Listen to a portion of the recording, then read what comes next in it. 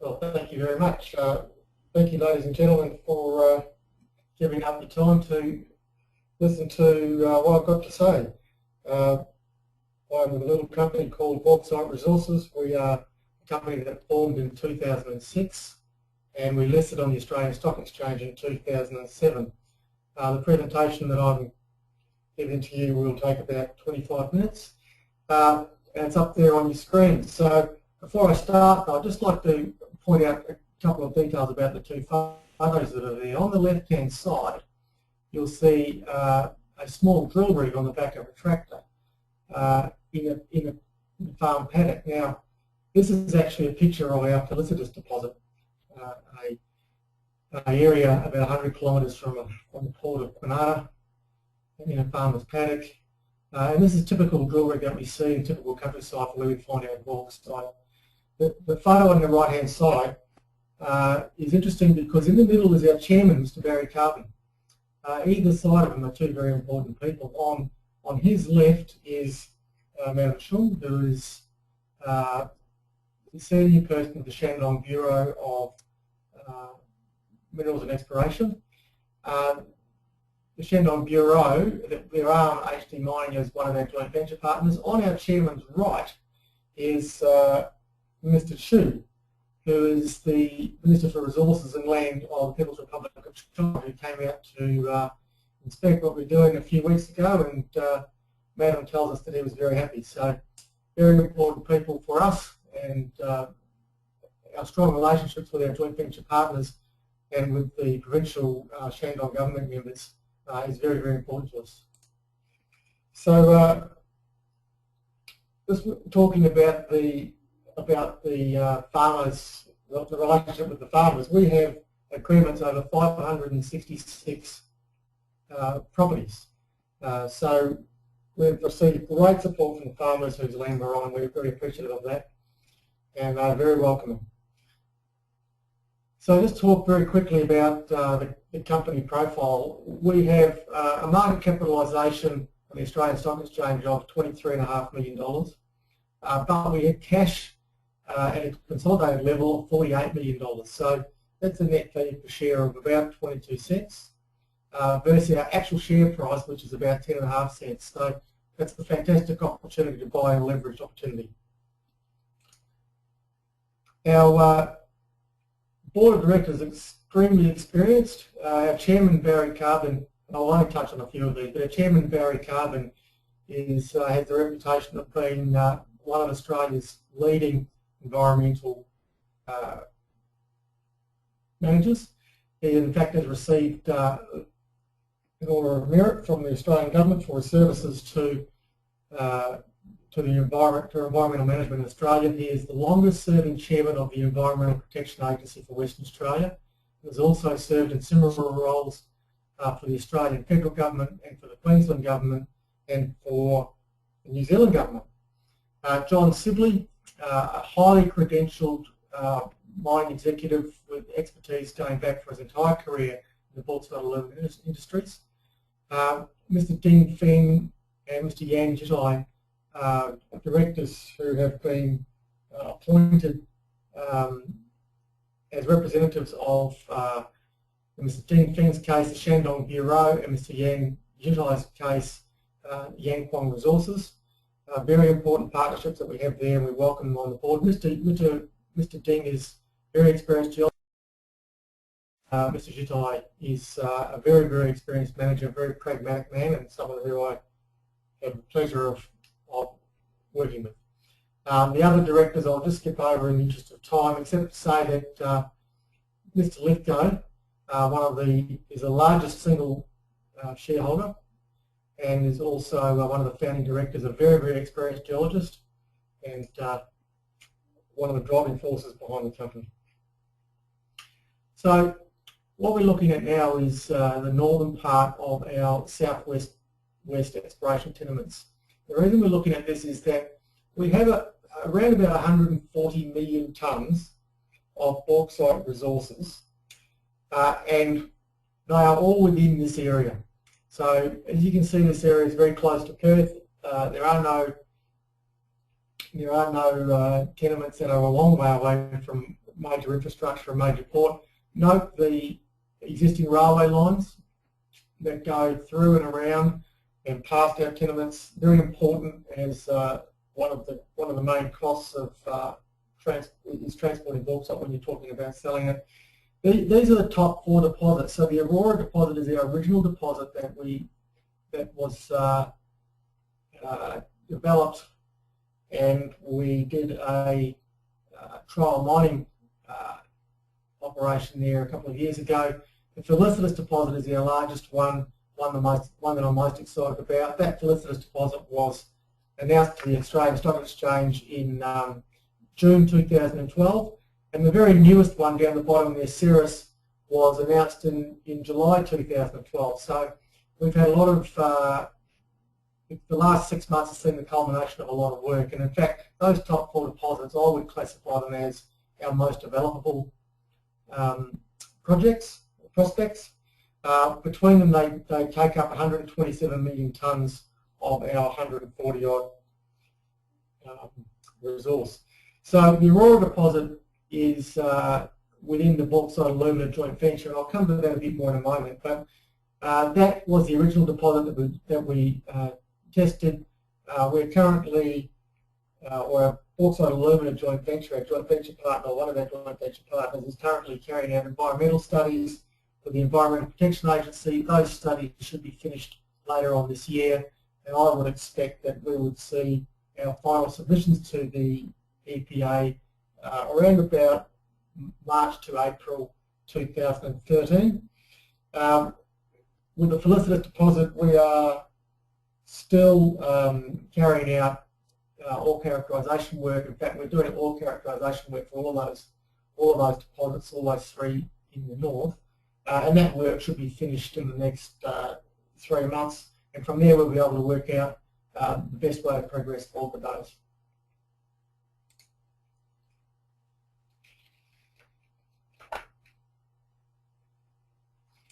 So you can see that the last 18 months particularly, we've seen some rapid growth in our bauxite resources. And at the start of 2011, we had 17 million tonnes. All of our bauxite was in one location, that was the Aurora deposit. We put a lot of hard work with our joint venture partners to progress the definition of JORC resources over a multiple number of sites that maximise our opportunity at a later stage to develop these deposits. And you can see that we've had some big step jumps in those deposits, and pleasingly those JORC deposits are now not just the inferred category, but we've been able to tighten them up, so we do have a significant amount of indicated as well. Just something to note that all of these deposits are at cut-off grades, lower cut-off grades of 25% available alumina. There is a reason for that, and the reason for that is that apart from the geological logic, the 25% is in fact a contractual obligation under our joint venture agreements. We would see slightly different numbers if we used slightly higher or lower cut-off grades. The Felicitous resource that we see there, you can see what a large percentage it is of the total. The pleasing thing about Felicitous is that it also has it's also got the lowest reactive silica, and of below 2%, and that's very good, because when you start talking about bauxite into alumina refineries, one of the things that people want to know is that you've got low reactive silica, and that the reactive silica, or sorry, the available alumina to reactive silica level is as high as it can be. And in actual fact, that ratio of that deposit is 16 to 1, which is magnificent.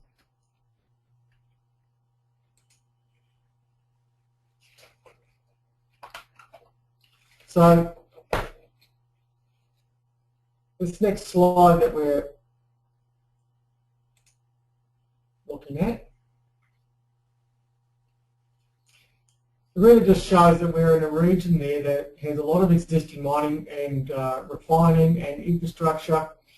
The thing to note, the shaded area there is the extent of our tenements under grant and application. Now we've got 25,000 square kilometres of bauxite prospective exploration licences that are either under application or have been granted. 60% of those have been granted. It's a massive area, and it underpins a lot of the work that we're doing. Now, I'm told that in this region last year there was about $5 billion Australian in exports from the region. In this area, the southwest of Western Australia, there's farming, there's heavy industry, there's light industry, there's mining, there's refining, there's tourism, and they all happily coexist. So it's one of those areas where people understand the mining industry, people understand alumina, people understand bauxite, and an area that we can operate. So I'm going to talk a little bit more about that later on, but this is a very, very productive and special region of the state. Of course, no discussion would be complete without looking at the aluminium market around the world. This is a graph put out by the International Aluminium Institute. It's really just designed to show that the forecast for aluminium consumption and therefore production over the next 10 years is quite exciting. You'll see that the increase from 2010 to 2020 in new aluminium, so not recycled, but new aluminium with a 20 million tonne jump. Now,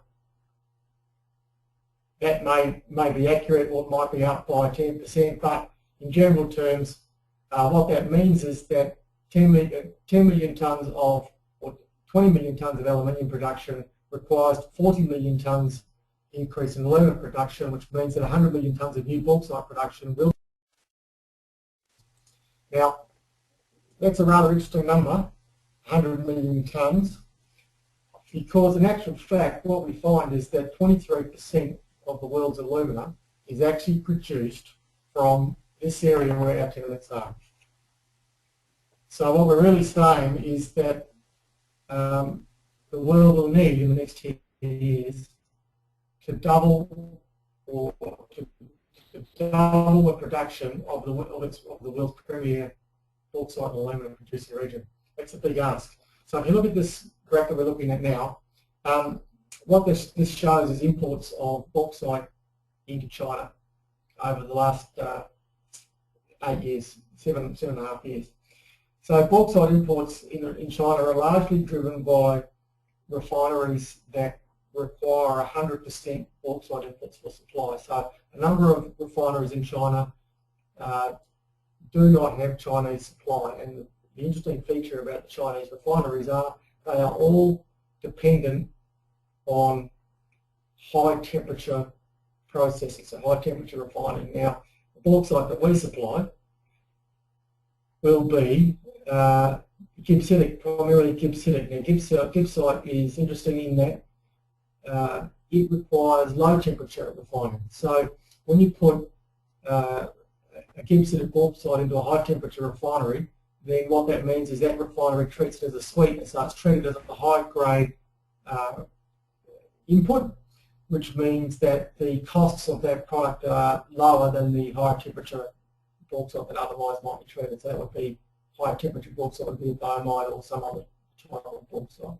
So that's why the southwest of WA is actually one of the premier alumina producing regions in the world, and that's because it has this high quality bauxite. It's not necessarily high grade, but it's high quality because it's cheap to treat.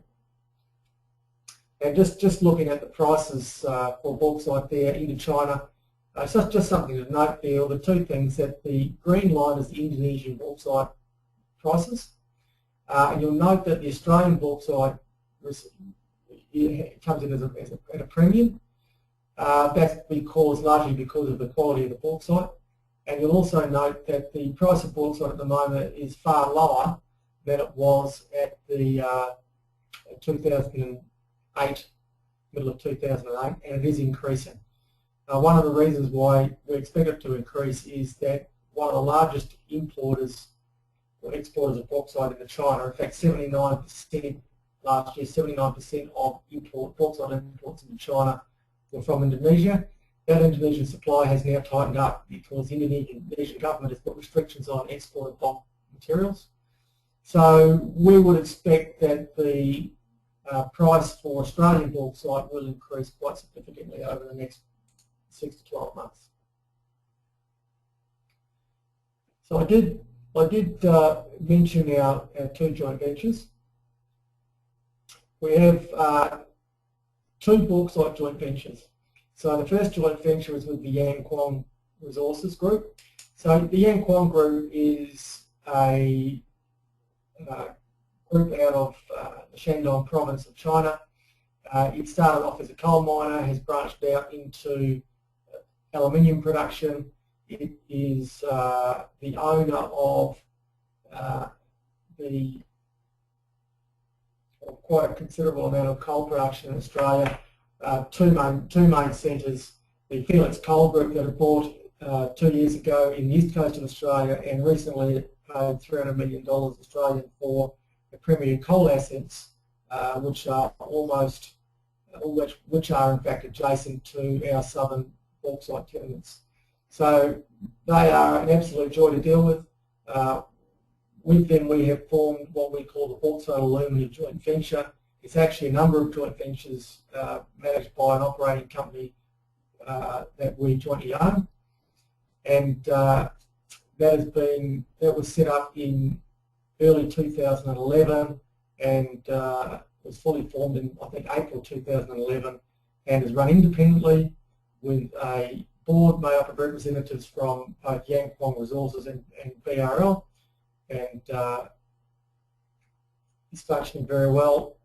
Interestingly enough, Bauxite Alumina joint venture has just appointed a man by the name of Bill Moss, who up until very recently was the project director at the Marden project, Marden Bauxite Alumina aluminium mega project in Saudi Arabia, and Bill will be joining the BAJV as their chief executive next Tuesday.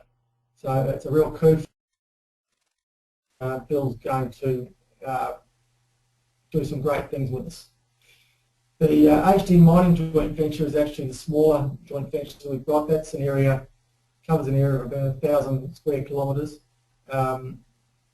It's just a bauxite joint venture for exploration for bauxite with the view to exploit the bauxite. So the Bauxite Alumina joint venture is for bauxite.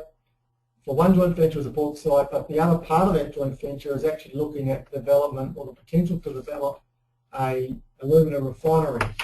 And this is where it gets a little bit interesting, because that joint venture, the BAJV joint venture, has the opportunity to provide quite a bit of shareholder value. So the Bauxite Alumina joint venture terms are that we will complete a feasibility study of the viability of constructing and operating a mining refinery to be underpinned by a geological resource of not less than 90 million tonnes of refinery-grade bauxite. Now, we have achieved in the first year that 90 million tonnes of refinery-grade bauxite, so that's the first tick. The costs of the feasibility study are to be borne 90% by Yankuang and 10% by BRL, whilst the cost of the resource development is 70% Yankuang, 30% BRL. Subject to the completion of the feasibility study, BRL and Yankuang will design and build a refinery, and Yankuang will fund 91% of the construction cost, and we will fund 9%. Now, here's where it gets very interesting. When we go to operate that refinery, Yankuang will cover 70% of the operating costs, and BRL will cover 30%, and we will get 30% of the product. So we would fund, subject to the successful feasibility study, we would fund 9% of the construction of a refinery and receive 30% of the product. So what that does for us really, in practical terms, is that it allows us to have a leveraged participation in the business that would not normally be available to our company due to the high capital cost entry barriers.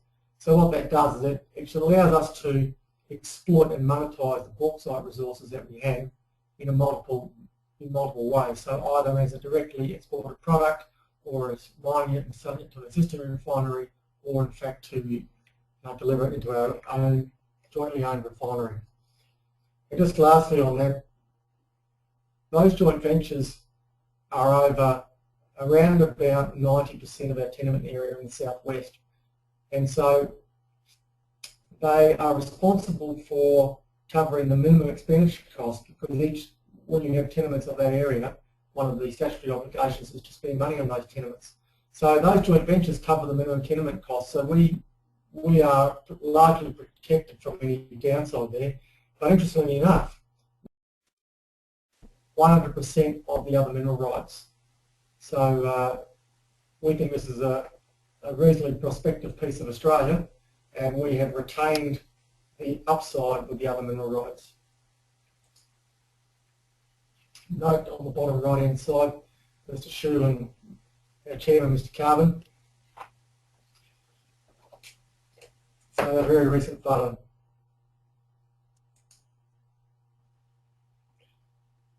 So we touched just briefly on some interesting bauxite alumina facts for the southwest of Western Australia. And the 23% of the global alumina production comes from that part of the world. 3 out of 4 of the Western Australian refineries are amongst the lowest cost coal oil in the world. My apologies, just gone one slide too many. The Darling Range bauxite is a trihydrate. I've mentioned that's cheaper to liberate the alumina.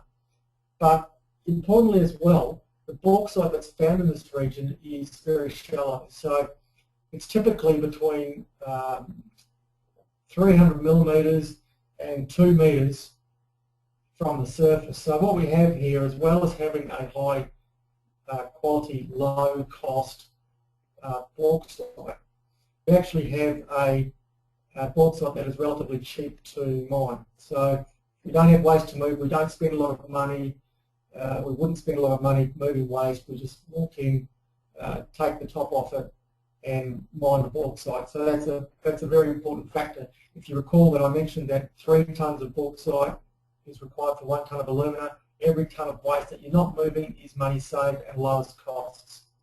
So importantly also in this area, the existing infrastructure which I mentioned, very skilled local labour force. There's 3 established ports in the southwest, established export routes. All in all, it's a pretty good place to be doing business.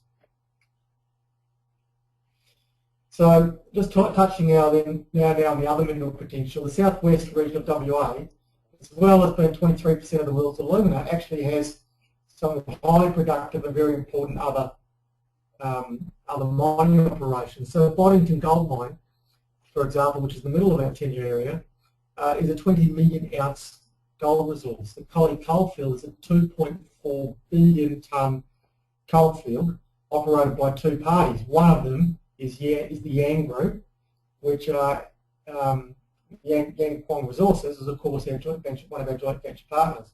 The Greenbushes lithium mine is an area that in the middle of our tenure, and the South Dam magnetite project, which is scheduled for development in 2015, is just south of us. So most of the basement rock of interest lies under very thin younger cover. We are over the next, well we have been over the last 6 months looking at what the potential for other minerals are. We've been actually taking advantage, we've been in the lucky position of taking advantage of some decisions by the West Australian Government in 2010 to do some aeromagnetic work and make that information available to the public free of charge. But in addition to that, there's over 40 years of Water Corporation water board data that is available free of charge. There are the Geological Survey of WA, another government department, over the last 40 years has been doing lateritic surveys, so we can know pretty much where the laterites are throughout a tenement area without spending any money, and we can use those to form and shape our exploration efforts into bauxite. There's a lot of structural geological data through a long history of exploration in the area. We have some major mining companies who have previously done work and have released that ground, which we've picked up. And that work is actually available free of charge, so it's an open arrangement. There's over, when we reviewed this area, there was over 1,000 publicly available geological reports that we got for free. So pretty important stuff. So what we've done over the last period of about 6 months is look very hard at tying all that data together. And really the icing on the cake is the aeromagnetic data. So we've now finished phase 3 of that work, and we'll be making some announcements in the next quarter. And of course, I expect that there'll be a stage 4 and a stage 5, and we'll just keep working through it and see what we come up with. But at the moment, we're just generating targets, or the potential for targets, and it's low cost greenfields exploration work really for the other minerals at this stage. So, just in summary, we talked about the other mineral potential. We are growing our bauxite resources. We've increased our bauxite resources from 17 million tonnes to 140 odd million tonnes in a period of just over 18 months. And importantly, the degree of confidence under the JORC code has increased as well. We're a very experienced board, a very experienced management team, very robust balance sheet of $48 million that we have available to drive our project work and to drive the value of what we're trying to do. And I think it's important at this stage to maybe differentiate BRL from the other smaller capitalised bauxite companies. We have very, very strong joint ventures in place with 2 reputable bauxite and alumina players, and I think that can't be understated.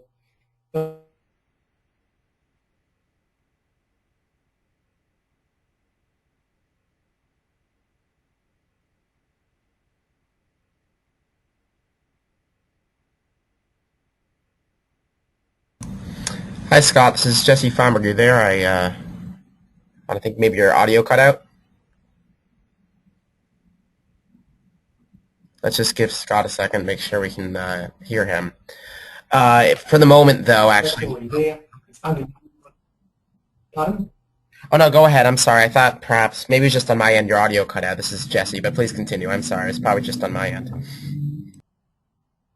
Okay, no problem.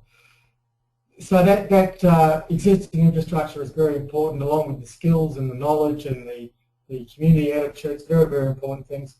And importantly, we're the only small bauxite company in Australia to actually have been able to export bauxite. So in 2009 and 10, we developed a small export facility. We exported 129,000 tonnes of bauxite to China, mainly for metallurgical testing, but also to check out the logistics. We sent it in 3 shipments, and that was very well received. And in fact, we got an order back almost immediately for bauxite. We weren't actually able to deliver because we had to go through a process of approvals with the EPA. Now those studies are nearly finished, but I think that really is important, because what it shows is that when we are ready to start mining bauxite, we actually have a market that wants the product. So, ladies and gentlemen, I think that all of that adds points towards a real opportunity to add shareholder value. We are a company that has a lot of positives, and we have got a lot of plans, and we're very steadily and methodically working towards resolution of those plans and a result. So I hope that you can now ask some questions if you have any. Thank you very much. Okay, thank you, Scott, for that very informative presentation. So again, this is Jesse Feinberg from Milestone. What we'll do now is just open it up to Q&A from the audience. So what you can do is simply type in a question into the question box, or a question mark, and I can unmute you. And it looks like we may have a question from Nino Scalamandre. So we'll just we'll kick it off. And again, if anyone has a question, please just type it in, and we'll be able to start. So and also just a note to speak, you will need a microphone. If not, type in your question. I'll be happy to say it for you. So let's see if Nino, if we can hear you. Are you there? Yeah, I'm here. Can you hear me? Yes, please go ahead. I just wanted to ask you, please, first of all, thank you for the presentation. But I wanted you to touch on perhaps the departure of Mr. Donaldson and the discrepancy between your market cap and the cash you have at hand, and maybe just mention your auditor and if they're exercising internal controls.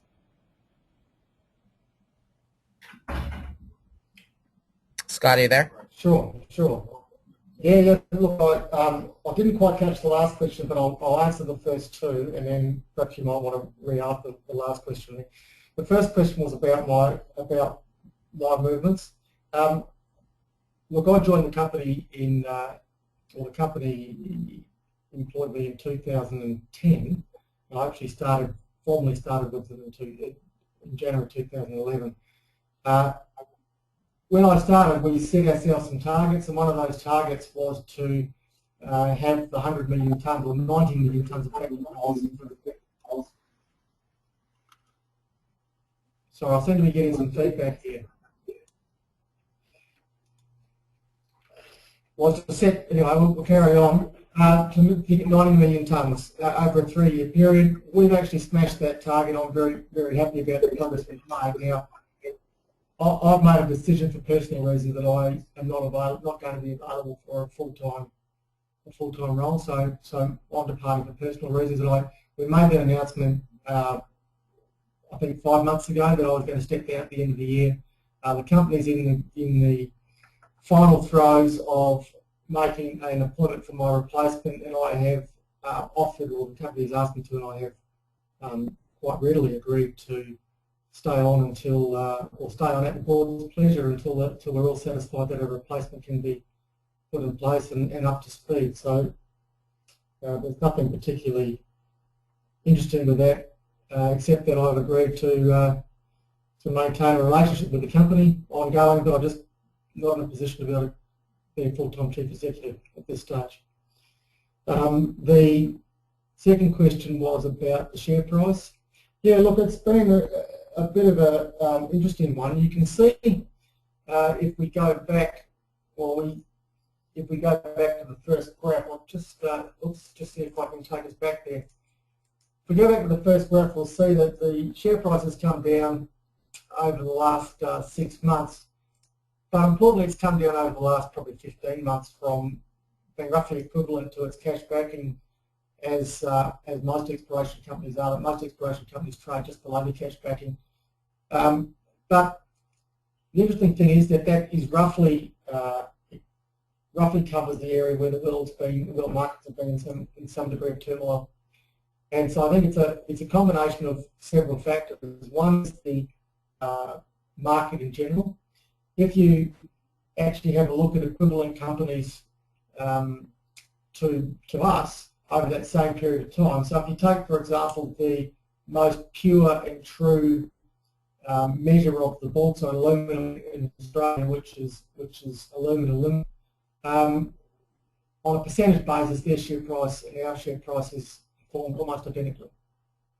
So we don't have the same issues that they've got. We've got almost the same cash in the bank that we had 18 months ago, and we've got 120 million tonnes more bauxite resources, and we've made significant advances, but we've managed to husband our cash. But I don't think that very good management has been reflected at all in our share price. And I think we're rather a victim of a lack of understanding of the bauxite alumina industry in Australia. I think the North American market is far more mature and a market that probably understands the bauxite alumina story a lot better than the Australian market.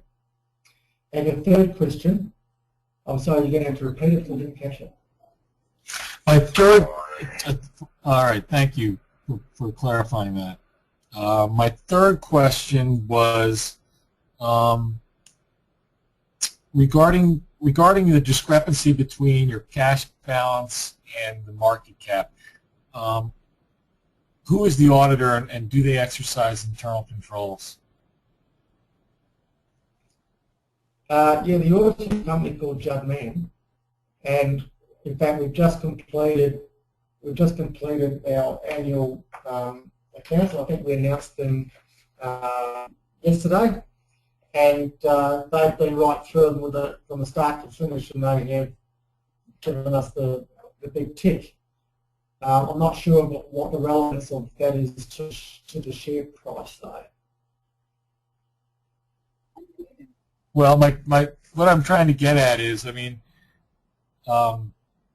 you're obviously, if all of this is accurate, which it looks to be, I mean, aren't you a candidate for, some sort of takeover that would be purely economic driven as opposed to completing your plans to develop the mine? Look, that's a very good point. I think we are. From a purely financial perspective, spending $23.5 million to get you 48 is pretty good business, whichever way you look at it. I think it's important though to note that we have directors and associated parties hold 3% of the stock, and our two major joint venture partners between them hold about 15% of the stock. So we are pretty tightly held. So what you find is that the drift off in share price over the last 18 months during the European crisis has really been based on very, very small volumes. But whether or not someone would like to take us over, I think personally just purely for the cash position, we would be a good candidate, but I can't really speak to that apart from that. Okay, thank you. All right, thank you, Nina, for that question. So we have a couple more questions coming in. Let's see if we can do it. So next we have John Liu. Let's see if, John, if you're there, can you hear me? Are you there, John? Let's give him a second. Do you have, maybe you're muted. Well, I'm going to, John, if you are able to speak, jump in, but I will read your question off just in case you don't have your audio on. So he asked, Scott, do you have the detailed testing report and boiling map on the mine? Sorry, can you say that again? He asked, and let's see, John, are you there? I want to give him the opportunity to speak if we can. Now, okay, I'm going to read his question. So it's, do you have the detailed testing report and boiling map on the mine?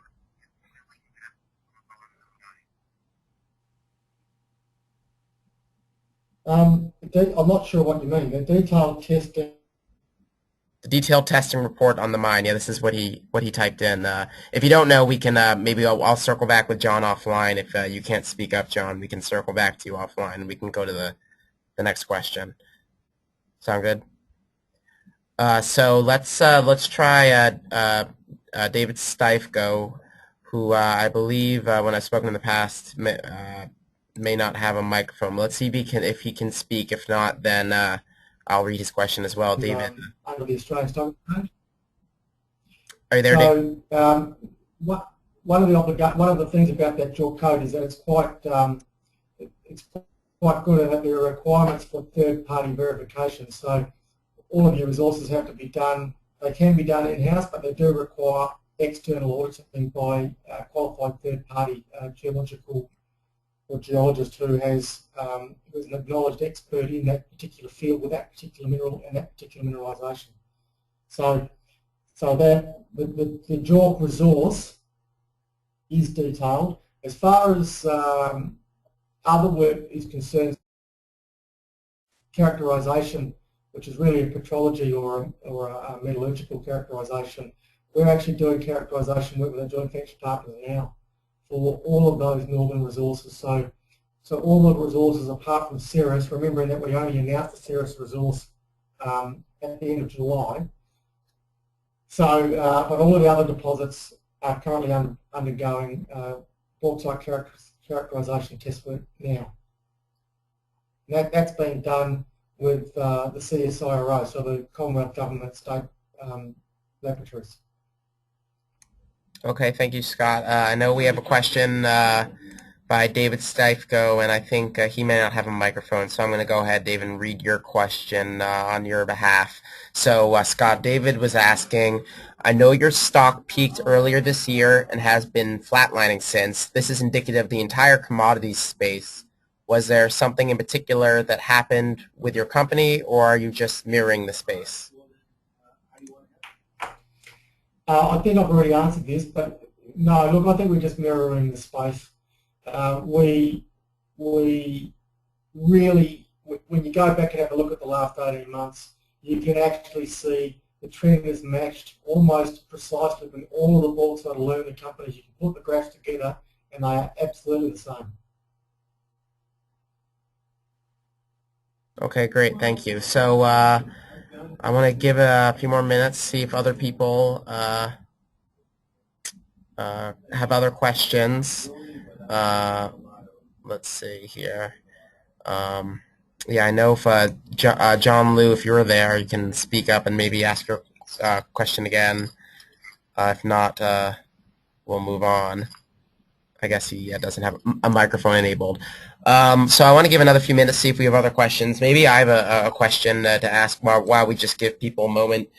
Sounded like the refinery joint venture is very exciting, an opportunity to really kind of lock in a lot of value for, I guess 30% of the refined value for, I guess 9% you could save the cost. So that sounds pretty exciting. Maybe you could comment on one, subject to, I guess, a positive feasibility study when that refinery timeline-wise might come online. And then two, correct me if I'm wrong, I think you said the capacity would be 9 million tons. So how much on top of that would you expect to be able to sell on the open market in addition to the refinery? So maybe you could comment on that while we give other people an opportunity to ask questions. Thanks. Sure, no problem. Yeah, look, the development of a business case for a refinery is not a quick thing. We've signed an agreement with Yankuang Resources, and the actual running of that business of both the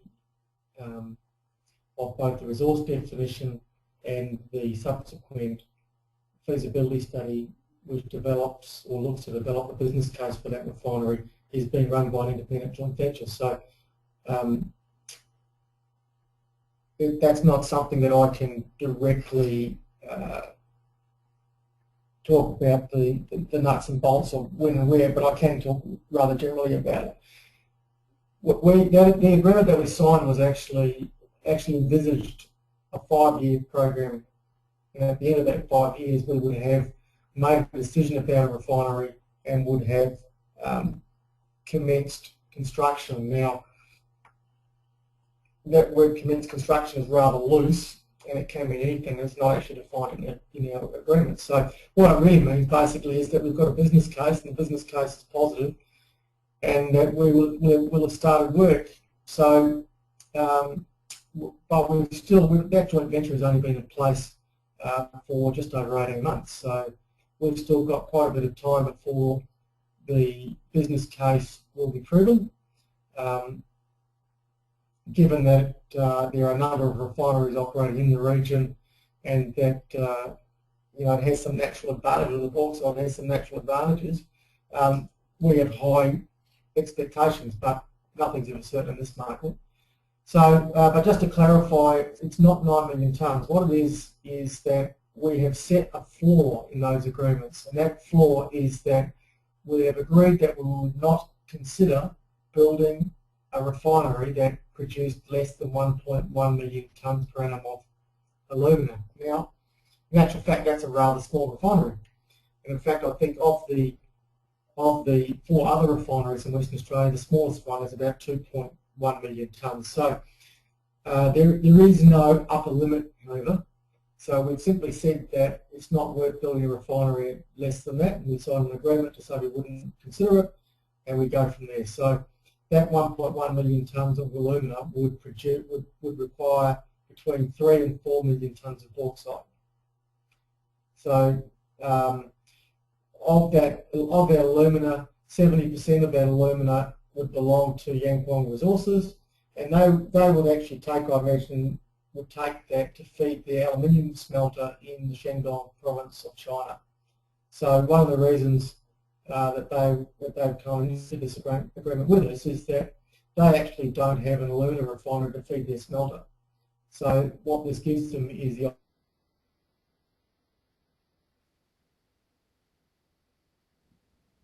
Okay, thank you, Scott.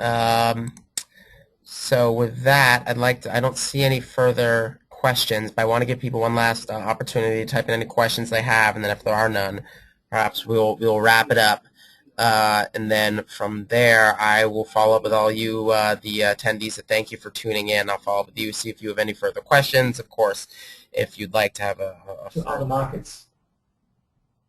Oh, sorry, Scott. I think I was talking over you there for a second. I'm sorry. We were, unfortunately. But anyway, look, so what that does for us is it actually gives us a degree of certainty with regards to sales. So when we go to finance our share or our 9% of the refinery, then a bank or financial institution can actually have a degree of surety about our ability to sell the product and finance any debt that we care to take up. But once again, we have not started, or the joint venture has not started the feasibility study proper. However, I guess the bauxite characterisation work would normally be considered as the very, very start of the base work which is required in order to start the feasibility study. It's a long-winded answer. I hope I've covered it. All right, thank you, Scott. I think just I apologize for talking over you. I think it sounds like there's clear audio on your end, but mine just cut out for a second. So I think we have one last question. I know I was referring to John Liu earlier, and John, I've unmuted you. Let's see if we can hear you. Are you there? Are you there? Yeah, I can hear you. Okay, please go ahead and ask your question. I can hear you. Okay, great. Go ahead. You had a question? Can you hear me? Yes. Go ahead. Well, basically, my question is, I didn't see the first part of the presentation. I just want to ask, do you have a detailed boring map on the mine? Did you say a boring map? Yes. Yes, okay. It's kind of survey map which show which area have a wet grade of the, bauxite and which area have a different grade of bauxite, basically the quality of the bauxite mine. Yes, the mine you're talking about is the Aurora deposit. So that's the there's an Aurora North and Aurora South, and the presentation that we've got here doesn't actually show that because it's a fair bit of detail involved. But that deposit was drilled out on 80 by 80 metre holes, and then those holes were assessed both by Bauxite Resources internally, but they were also assessed by an external specialist resources company, so an exploration resources company. So does that answer your question? It's kind of, I guess my next question is, are you looking for the business partner on, what is the capital plan? Okay, so I might just go one step further in my explanation. When we did the trial mining program at the Aurora deposit, one of the things that we were doing was we divided an area of the resource up into small squares, and we actually dug those squares out precisely, very precisely, and then we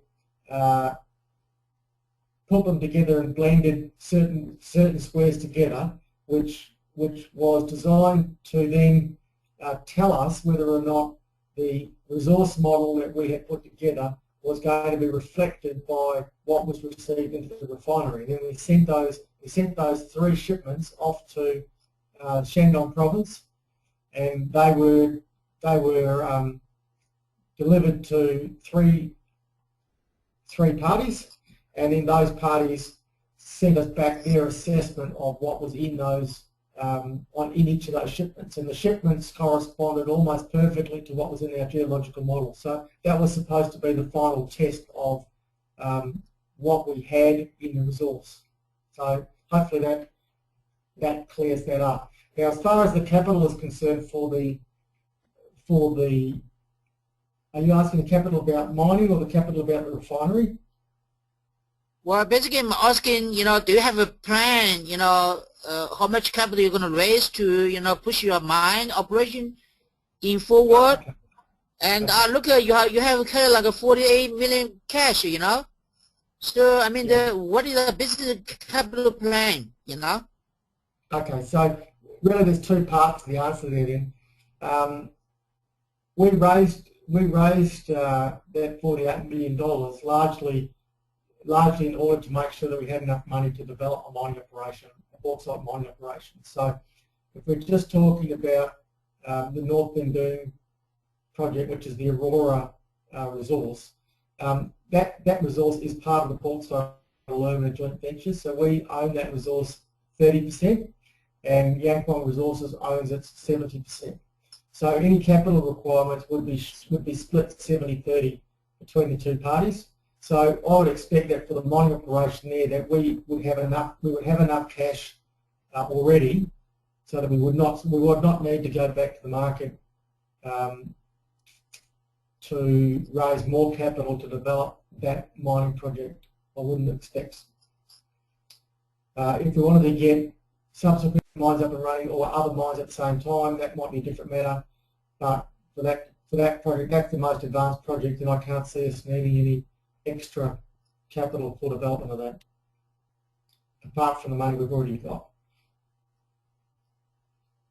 Yeah, maybe, maybe we can talk a little bit more detail later on, when you have a chance, Sure. Well, if you want to pass me on some more detailed questions, I'll try to give you a more detailed answer. Yeah. Sure, we'll do that. Okay. I'm so sorry. I'm calling from China, so probably voice is not that good. It's just a slight lag, John. That's all. Okay. Thank you. Thank you, John. So, okay, so with that, let's give one moment to see if there's any final questions.